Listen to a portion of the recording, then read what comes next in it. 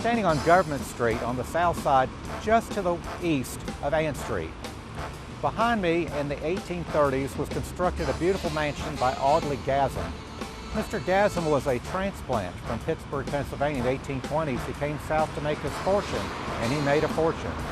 The property where I'm standing once consisted of a tract he purchased in the early 1830s of 60 acres. It was Mr. Gazzam who named Ann Street in honor of his mother, Ann Gazzam.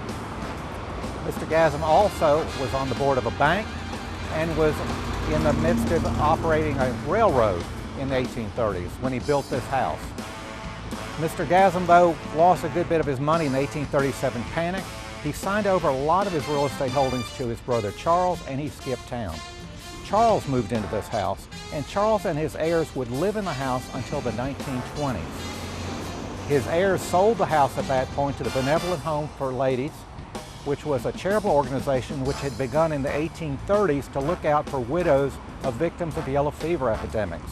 They ran a group of little cottages down on the Slava Street, and it was overseen by the Government Street Presbyterian Church. By 1940, when they were so successful here at this location, they needed more space. So they tore the Gazzam house down, salvaging the front porch, and built a brick replacement.